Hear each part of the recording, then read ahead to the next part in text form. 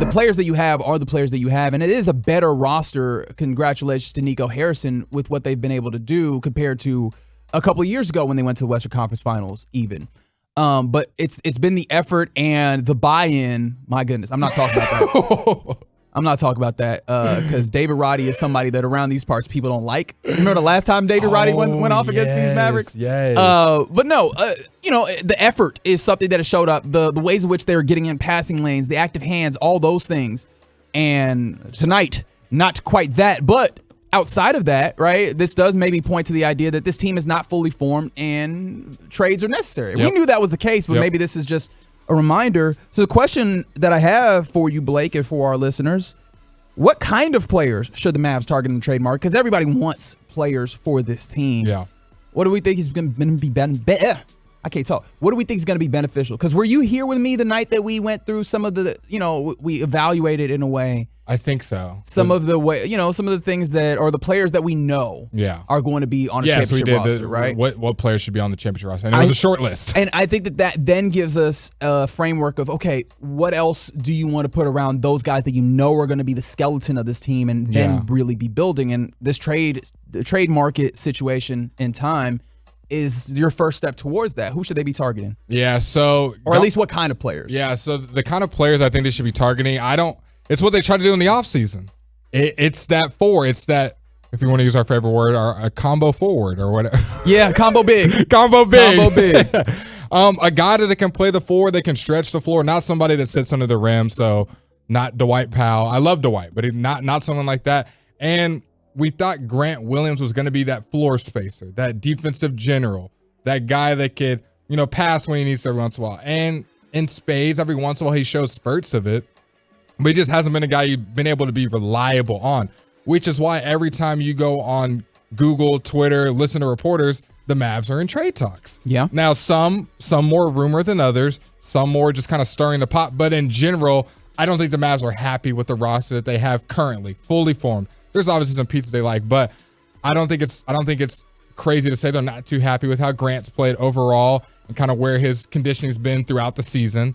And you have guys like, there's been a lot of injuries. So I'm thinking that forward position they're really trying to upgrade, because tell me if I'm wrong, I think Derrick Jones Jr. can be your three if you get a compatible four. And when I say compatible four, I'm thinking Kyle Kuzma. I'm thinking Pascal Siakam. Maybe OG. I know he's a little bit smaller. Well, OG's already been traded. I'm tripping. No, but I hear you. Like some OG Anunoby would absolutely be a type of player that fits what you're trying to do. Because you don't need someone, and I was looking into some of the more advanced analytics with Pascal Siakam. I was like, well, it's kind of hard to have that 2 stars, another guy needs the ball, but his usage rate is actually lower than Tim Hardaway's, which I know isn't saying much. Tim's is at 24, Siakam's is at 23 right now. So he's a guy that doesn't need the ball a lot, and I think could be that third complimentary above average star. I don't want to say like full blown like superstar, but he's like, that B+ star type guy. He would be the Porzingis to us, that third guy that can score the ball. So it is not, I don't think it's the easiest plug and play fix, because he is where he was obviously the leading scorer on the Raptors. He's their go-to guy. So being the 3, how would he adapt? Because we don't want to make him just a catch and shoot guy that shoots, a couple threes a game and plays defense. We want him to be part of the offense, one of that bigger pieces, as well as play defense. Well, I also want to be challenges, and I don't want it to sound confrontational, but I kind of want to challenge that thought process that you're putting up. The idea that it's just shooting threes. I think the catch and shoot game is necessary, and if you are lethal enough, or at least credible enough, you can bend the defense, especially when you consider like the framework of what you have.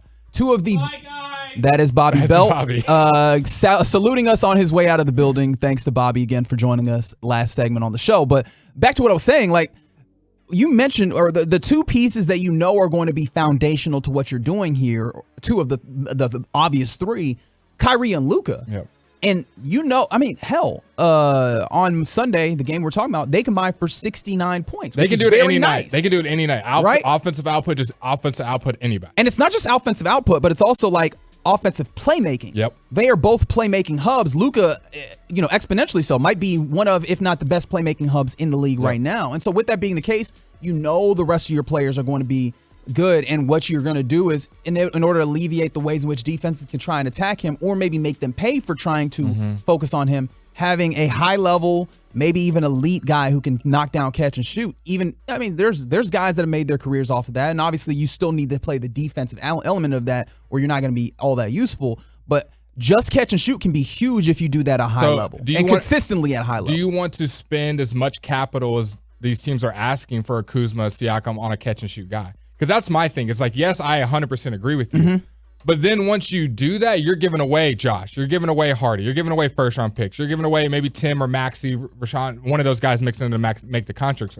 So you're not just giving away just a second-round pick or whatever. You're giving away a good amount to get one of these, both of those teams' best players, best scorer. And now do you kind of demote him to, I need you to catch and shoot threes and play defense, which is great. I think we could find guys for cheaper to do that, is what I'm saying. Sure, I hear what you're saying, and I think you make a fair point. I think also it's one of the reasons why we did that exercise. You talked about Josh Green, you talked about Jaden Hardy. Those are not guys that you're absolutely bought in on being in the championship. Correct. If you get a guy who you know is going to be in your championship dynamic, particularly because they're consistent and great at knocking down threes, and they are going to be a primary defender. If you get yourself a primary defender, both of those guys. Or I don't know if I'd say both those guys, but both those guys are. I would make them available because you make yourself that much better. We just started talking about how defense matters in this thing. You have a primary defender that you know on any given matchup, no matter who it is, we go, provided that they're in a certain range, right? Obviously not. You're not. It's going to be hard for you to be like 1 to 5, right? But no, provided the other team's best player is maybe like 1 to 4 or something, and you go, we've got a guy for him every given time. That's worth a lot in this league. And I think that in that instance, and that feels kind of like what you're looking for. Someone that can be what Grant Williams was expected to be at a high level. And Grant Williams still has an opportunity to transcend into that. But as of right now, he's got to show it. And it's got to be a high level showing it. And my process of thinking is when I think of the Oklahoma City Thunder, Dort. Definitely not the highest profile guy on the team. Doesn't score the most points. But like you just said, that's the guy we need you to guard. Go guard him. Locks him down most times of the night. And can hit open threes as well. So I don't know if I want to spend that much capital on that. Don't get me wrong. I love Pascal Siakam on this team. I really don't care what you have to give up for him. Other than Kyrie, Luka, and Lively, I think everyone's expendable to get Pascal. That's just my own personal opinion. I wouldn't. There's no one on the list. I'd be like, oh, man, well, we got to give up Josh Green for Pascal. The only thing is his contract. And does his contract scare you because he could be thought of as a rental? He's already said he kind of wants to test free agency. No, absolutely. Absolutely, the Pascal thing has to be a thought that goes through your mind. Because you're not just getting them and guaranteed. Right. And I guess I was not viewing this entirely from just the perspective of Pascal Siakam. No, of course. But no, absolutely, that's going to be a thing, and you have to have as the Mavericks or any team that trades for him feel confident that you can recruit from within once you get him in. Yeah. And we did it with Kai? Or that you did it with Kai, and you saw the Toronto Raptors try and do that with Kawhi Leonard. Yep.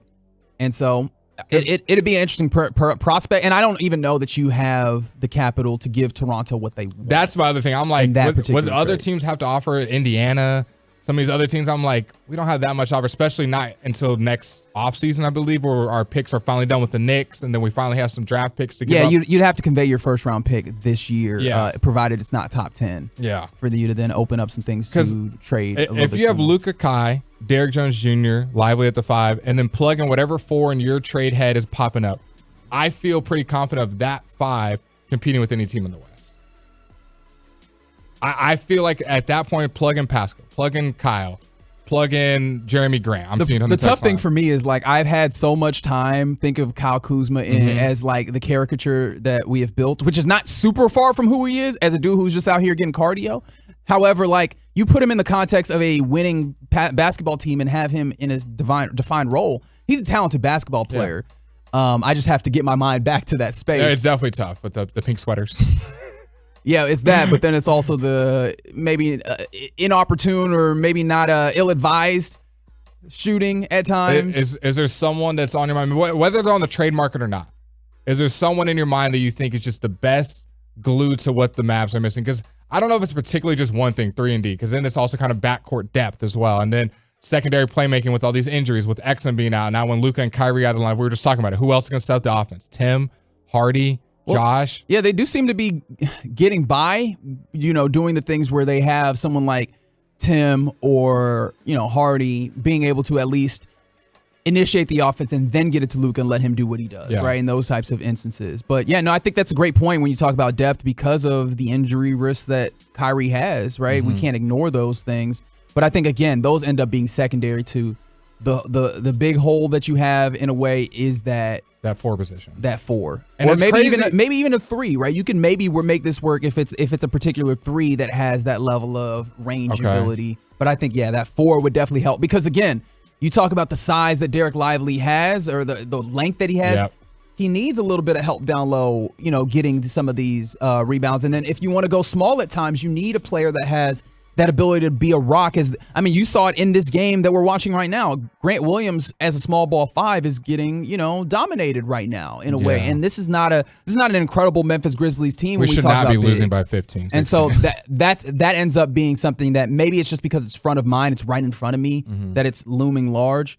But it would be great if you could get a player like that. And people bring up Tobias Harris. Tobias Harris, I always had I guess I found it funny, perspective on him where Tobias Harris always struck me as a dude who's like, if you need 7 points, I'll get you 15. If you need 25 points, I'll get you 15. Right? Like Tobias Harris feels like that guy. Yeah. And so that's the thing that I have concern. But he always fits in nicely to what a team is doing. I wonder if he gives you exactly what you're looking for. Not that he's even available. Yeah. But Jeremy Grant? I like Jeremy. It's just I'm trying to piece together in my head. Do I want a guy that can score the ball, or do I want a guy that plays defense? I'm prioritizing defense more. We don't 100%. really need more dudes that can put the ball in the bucket. Sure. Guys that can knock down open thries, like Reggie said. Yes, because the amount of open threes you get playing with Luka and Kyrie is crazy. Yes. So yeah, I think we've settled. Like the player that you would love to see, a dude who primarily can be a primary defender. Yep.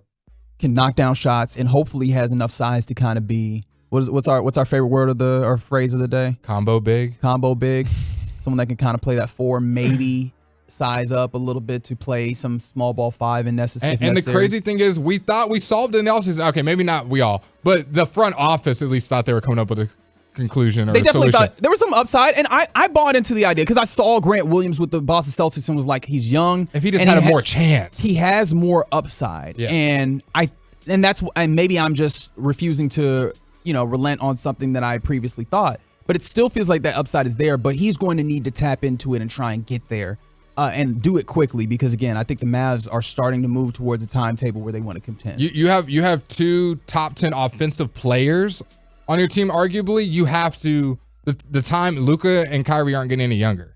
That's true. You don't want to just be like, oh, we wasted a year and whatever. Like, you see the Mavs are a little bit more aggressive than I thought they'd be. I thought they'd wait till next season. It looks like they may I say, they're in the trade market at least. That's for sure. They're definitely shopping.